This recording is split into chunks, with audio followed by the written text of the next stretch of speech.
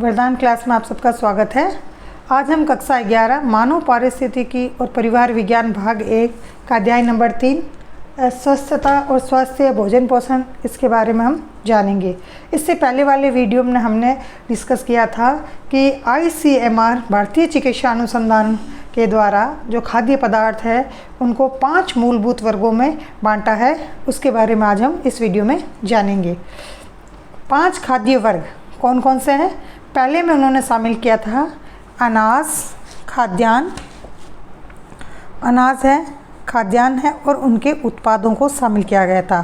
दूसरे वर्ग में उन्होंने दालें और फलियों को रखा है। तीसरा दूध, मांस और उनके उत्पाद। तीसरे वर्ग में उन्होंने किनको शामिल किया है? दूध, मांस और उनके उत्पाद को। चौथा फल और सब्जियां। चौथे में क्या शामिल किया उन्होंने वर्ग में? फल और सब्जियों को। फिर 5वां वर्ग उन्होंने बनाया वसा और शर्करा। इस प्रकार हम जानेंगे कि किस प्रकार से हमें इन सब की आवश्यकता रहती है और इनसे क्या क्या खाद्य वर्गों से कौन से खाद्य वर्गों को किन चीज़ों को लेने से पूर्ति होती है खाद्य वर्ग में, और इनसे कौन कौन से हमारे शरीर को पोषक तत्व प्राप्त होते हैं उसके बारे में हम जानेंगे। पहला पढ़ते हैं हम अनाज, खाद्यान्न और उनके उत्पाद। इनमें क्या क्या शामिल है? चावल, गेहूँ, रागी, बाजरा, मक्का, ज्वार, जौ तथा उनके उत्पाद जैसे चावल की कनी और गेहूं का आटा। ये सारे किसमें शामिल है? अनाज और खाद्यान्न के वर्ग में शामिल है। और इनका प्रयोग हम चावल के रूप में करते ही हैं। बाकी के जैसे गेहूं, रागी, बाजरा, मक्का, ज्वार, जौ इनको हम मल्टीग्रेन आटे के रूप में भी यूज़ कर सकते हैं, है ना। तो इस प्रकार से हम अपने अनाज और खाद्यान्न को अपने भोजन में शामिल कर सकते हैं। इनसे हमारे शरीर को कौन से पोषक तत्व प्राप्त होते हैं वो जानते हैं।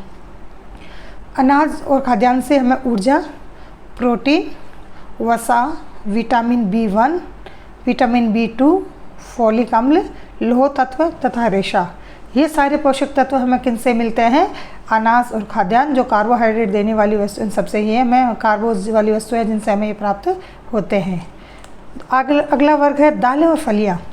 दालों में हम किन को शामिल करेंगे? काला चना, उड़द, मूंग, मसूर, लोबिया, मटर, राजमा, सोयाबीन, फलियां, ये सारे किस्में शामिल है अपने दालें और फलियां, ये खाद्य वर्ग में शामिल है। इससे हमें क्या क्या शरीर को पोषक तत्व प्राप्त होते हैं?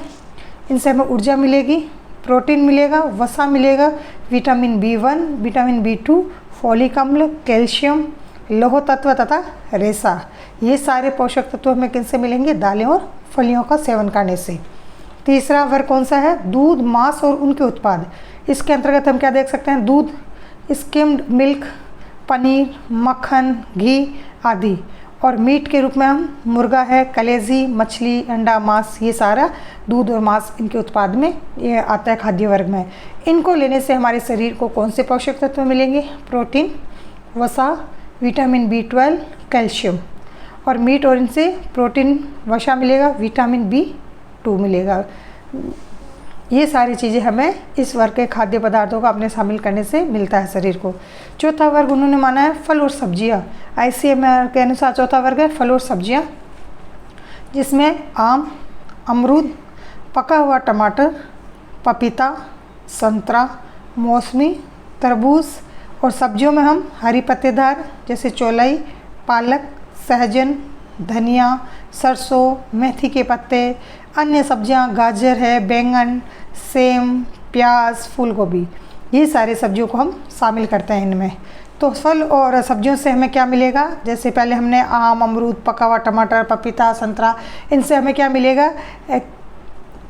कैरोटीनॉइड्स, विटामिन C और रेशा, ये सारी चीज़ें इनसे हमें मिलेगी। और सब्जियों से वसा, कैरोटीनॉइड्स, विटामिन B2, फोलिक अम्ल, कैल्शियम, लौह तत्व और रेशा। और सब्जियां जो अन्य सब्जियों में हमने यही सेम तत्व उनसे मिलेगा, कैरोटीनॉइड्स, फोलिक एसिड है, कैल्शियम है तथा रेशा है। ये सब हमें फल और सब्जियों से मिलने वाले पोषक तत्व है। वसा और शर्करा, ये हमें किन से मिलता है? मक्खन का प्रयोग करने से, घी, हाइड्रोजनीकृत तेल, मूंगफली, सरसों तथा नारियल तेल। और शर्करा में हम चीनी और गुड़ को रख सकते हैं। तो हमें जो मक्खन, घी, हाइड्रोजनीकृत तेल है, मूंगफली, सरसों, इनसे हमारे शरीर को क्या मिलता है? सेवन करने से कौन से पोषक तत्व? ऊर्जा मिलेगी, वसा, तथा अनिवार्य वसा अम्ल, ये सारे हमें प्राप्त होंगे। और शर्करा का यूज करने से हमें शरीर में ऊर्जा और एनर्जी मिलती है। तो ये सारे हमारे 5 खाद्य वर्ग थे, जिससे कौन कौन से खाद्य वर्ग है और इनका सेवन करने से हमारे शरीर से को कौन कौन से पोषक तत्व इनसे प्राप्त होते हैं, उसके बारे में हमने जाना। अब देखते हैं अगला क्वेश्चन आता है एग्जाम में कई बार कि संतुलित आहार की योजना बनाते समय हमें किन किन बातों का ध्यान रखना चाहिए। तो देख सकते हैं संतुलित आहार की योजना बनाते समय हमें 5 खाद्य प्रणाली के दिशा निर्देशों को ध्यान में रखना है। तो इन 5 खाद्य वर्ग प्रणालियों को वर्गों को ध्यान में रखते हुए हम अपना डाइट प्लान करेंगे। पहला, प्रत्येक आहार में प्रत्येक खाद्य वर्ग से खाद्य पदार्थों को कम से कम 1 अथवा अधिक बार परोसना चाहिए। मतलब अपना जो डाइट प्लान कर रहे हैं उसमें कम से कम 1 बार वो हमारे भोजन में शामिल हो। खाद्य पदार्थों का चयन प्रत्येक वर्ग में से करें। ये नहीं कि आज हमने 1 छोड़ दिया, 2 में से कर लिया, शाम को हम बाकी के 2 में से कर लेंगे, तो ये ऐसा नहीं है। हमें प्रत्येक वर्ग में से कुछ ना कुछ लेते हुए करना चाहिए। यदि भोजन शाकाहारी है तो आहार में संपूर्ण प्रोटीन गुणवत्ता बढ़ाने के लिए उपयुक्त संयोजनों का उपयोग करें। जैसे उदाहरण के लिए अनाज और दालों का संयोजन, अथवा भोजन में थोड़ी मात्रा में दूध अथवा दही भी शामिल करें। को जैसे अनाज के रूप में हमने चावल ले लिया, दाल के रूप में मूंग दाल ले ली, जैसे हमने खिचड़ी बना ली, तो इसका संयोजन करने से क्या होता है, उसकी पौष्टिकता है वो बढ़ जाती है। कच्ची सब्जियां और फलों को भोजन में शामिल करना चाहिए। सलाद के रूप में हमें सब्जियों और फलों का भी सेवन करना चाहिए। कैल्शियम और अन्य पोषक तत्वों की आपूर्ति हेतु कम से कम 1 बार दूध अवश्य लेना चाहिए। दिन में कम से कम 1 बार हमारा आहार में दूध शामिल होना चाहिए, क्योंकि दूध में लोहा, विटामिन सी और एस के अलावा सभी पोषक तत्व इसमें शामिल होते हैं। दूध में लोहा, विटामिन सी और रेसे को छोड़ के बाकी जितने भी पोषक तत्व हमारे दूध में शामिल होते हैं। अनाज के द्वारा कुल कैलोरी के 75% से अधिक की आपूर्ति नहीं होनी चाहिए। ऐसा नहीं है कि हमने अपना पेट भराई में सारा चीज़ अनाज को से ही कर लिया हो, नहीं, जितनी भूख है हमारे शरीर को यदि 100% खाने के लिए चाहिए तो उसमें 75% ही भाग अनाज का हो, बाकी का दूसरा प्रोटीन, फल, सब्जियां, इनके द्वारा हमारी पूर्ति शरीर को होनी चाहिए। अब देख, अनाज और दालों को पर्याप्त मात्रा में लेना चाहिए। फल और सब्जियां भरपूर मात्रा में, मांस आदि आहार में सीमित मात्रा में, तथा तेल और शर्करा बिल्कुल ही कम मात्रा में होनी चाहिए। कहने का अर्थ क्या है कि हमारे शरीर में जब 75% कैलोरी अनाज के द्वारा हो रही है, तो ये अनाज और दालें क्या है, हमारे शरीर में भरपूर मात्रा में होनी चाहिए। और उसके बाद फल और सब्जियां और मांस आदि सीमित मात्रा में, और तेल और शर्करा बहुत ही कम मात्रा में शरीर में हमें लेना चाहिए। अब एक विशेष ध्यान देने योग्य है कि यदि हम 1 ग्राम कार्बोहाइड्रेट लेते हैं तो हमारे शरीर में कितनी किलो कैलोरी ऊर्जा के रूप में मिलती है। तो 1 ग्राम कार्बोहाइड्रेट लेते हैं तो 4 किलो कैलोरी ऊर्जा हमें प्रदान करता है। और 1 ग्राम प्रोटीन लेते हैं तो वो भी हमारे शरीर को 4 किलो कैलोरी ऊर्जा प्रदान करता है। लेकिन 1 ग्राम वसा 9 किलो कैलोरी ऊर्जा हमें प्रदान करती है। तो सबसे ज़्यादा हमें ऊर्जा किससे मिलती है, वसा से मिलती है। इसलिए वसा का प्रयोग सीमित मात्रा में करना चाहिए, क्योंकि ये सबसे ज़्यादा कैलोरी हमारे शरीर में इकट्ठी करती है। तो ये कई बार अगर छोटे क्वेश्चन के रूप में भी आपको पूछ लिया जाए कि 1 ग्राम कार्बोहाइड्रेट कितने किलो कैलोरी ऊर्जा प्रदान करता है, तो 4 ग्राम। 1 ग्राम प्रोटीन 4 किलो कैलोरी ऊर्जा देता है, और 1 ग्राम वसा 9 किलो कैलोरी हमारे शरीर को देता है। यहाँ मैंने एक आहार्य पिरामिड बनाया है। ये क्या, कैसा पिरामिड है, आहार मार्गदर्शक पिरामिड है, ठीक है, जिसमें जो नीचे का स्तर चौड़ा है, चौड़ाई से हम ऊपर की तरफ धीरे धीरे मतलब अपन ऊपर त्रिकोण के रूप में आगे बढ़ेंगे। तो जो नीचे का बेस अधिक चौड़ा है, इसका मतलब है कि वो चीज़ें हमारे शरीर को अधिक मात्रा में पूर्ति होनी चाहिए। देखो, अब जैसे नीचे से चले, अनाज, खाद्यान्न, उनके उत्पाद, इनका अधिक मात्रा में उपयोग की ज़रूरत होती है शरीर को। उसके बाद फल और सब्जियां, फिर दालें और फलियां, उसके बाद दूध और मांस के उत्पाद, और सीमित मात्रा में वसा और शर्करा। तो कहने का अर्थ है जो प्रथम नीचे से जो प्रथम 3 है ना, ये 75% भाग इन 3 वनस्पति खाद्य पदार्थों की पूर्ति से ही हमारे शरीर में होना चाहिए। ये पिरामिड क्या कहता है, जो दालें और फलियां हैं, फल और सब्जियां हैं, अनाज खाद्यान्न उनके उत्पाद है। इनके द्वारा 75% भाग हमारे इन्हीं वनस्पति जन्य जो खाद्य पदार्थ है इनसे पूर्ति हमारे शरीर में होनी चाहिए। अब पूछा जाता है कि शाकाहारी आहार क्या है। शाकाहारी आहार से आप क्या समझते हो? तो शाकाहारी आहार मुख्यतः वनस्पति जन्य खाद्य पदार्थों पर निर्भर होता है। जो शाकाहारी आहार होता है, जो हमारे वनस्पति जगत है उससे जो हमें प्राप्त हो रहा है उसको हम इसमें शामिल करते हैं। जैसे खाद्यान्न हो गए, सब्जियां हो गई, फल, बीज और सूखे मेवे। कुछ शाकाहारी में दूध, अंडा अथवा दोनों को शाकाहारी रूप में भी माना जाता है। कुछ व्यक्ति ऐसे होते हैं जो शाकाहारी में गाय का दूध नहीं पीते, तो वे सोया दूध ले सकते हैं जो सोयाबीन से बना होता है।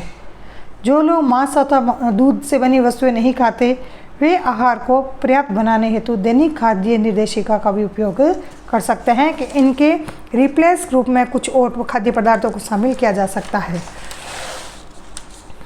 खाद्य निर्देश पिरामिड में दर्शाए गए 5 खाद्य वर्गों में से निचले 3 भागों के खाद्य पदार्थों पर अत्यधिक बल दिया जा गया है, लेकिन ये सभी पोषक तत्वों को प्रदान नहीं करते। केवल हम निचले 3 खाद्य वर्गों को ही शामिल कर ले भोजन में, तो ये हमारे शरीर को पर्याप्त पोषण नहीं देते, लेकिन ये सभी नहीं देते। अतः इसलिए सभी वर्गों को शामिल करके ही हमें पोषक तत्व शरीर को प्राप्त हो सकता है। जब हम भले ही वो सीमित मात्रा में शरीर को आवश्यक हो, लेकिन उनकी आवश्यकता होती है। 5 वर्गों को ही शामिल करके ही हम क्या कर सकते हैं, शरीर में पोषक तत्व प्राप्त कर सकते हैं। ऐसा नहीं है कि हम एक को इग्नोर कर दें, 2 को शामिल कर लिया या 3 को कर लिया जिससे हमारा शरीर को पौष्टिकता मिल जाएगी, ऐसा नहीं है। अब कह सकते हैं ये क्या होता है कि जो हमने पिरामिड बनाया है, जो पिरामिड की वह रूपरेखा मिली है, वह रूपरेखा हमें क्या बताती है? यह पिरामिडीय रूपरेखा हमें क्या बताती है कि आपको प्रतिदिन क्या खाना है। यह बिल्कुल सही नुस्खा नहीं है, बल्कि एक सामान्य निर्देश है। ये नहीं है कि पिरामिड में जो दे दिया फिक्स वही का, ये हमें एक निर्देश देता है कि हमें आहार प्लान किस प्रकार करना है, जिससे आपको क्या उसका यदि हम निर्देशों का पालन करेंगे, उसके अनुसार दिशा निर्देश के अनुसार हम अपने डाइट का प्लान करेंगे, जिससे अपने लिए सही और स्वस्थ वर्धक आहार का चयन करने में सहायता मिल सकेगी। पिरामिड में विभिन्न प्रकार के खाद्य पदार्थ खाने की सलाह दी जाती है ताकि आपको आवश्यक पोषक तत्व मिले और साथ ही उपयुक्त वजन बनाए रखने के लिए सही मात्रा में कैलोरी भी मिले। वो हमें क्या बताता है पिरामिड कि विभिन्न प्रकार के खाद्य पदार्थ खाएंगे तो इससे हमारे शरीर को पोषक तत्व तो मिलेंगे ही, इसके साथ हमारा वज़न भी कंट्रोल रहेगा और हमारे को सही मात्रा में जितनी कैलोरी की आवश्यकता है वो भी हमें प्राप्त होगी। तो ये आज का जो वीडियो था वो हमारे खाद्य वर्गों के वर्गीकरण पर आधारित था। कौन कौन सा वर्गीकरण कैसे किया गया है, किन किन से हमें कौन कौन से पोषक तत्व मिले हैं, ये सारी जानकारी हमने इस वीडियो में ली है। और इसी के साथ हम आगे अगले वीडियो में देखेंगे कि किशोर अवस्था के समय आहार संबंधी क्या पैटर्न होता है, क्या ध्यान रखना चाहिए, इसके बारे में जानेंगे। और अंत में ये कहना चाहूँगी कि आप हमारी वरदान क्लास को सब्सक्राइब करें, लाइक करें, शेयर करें। Thank you.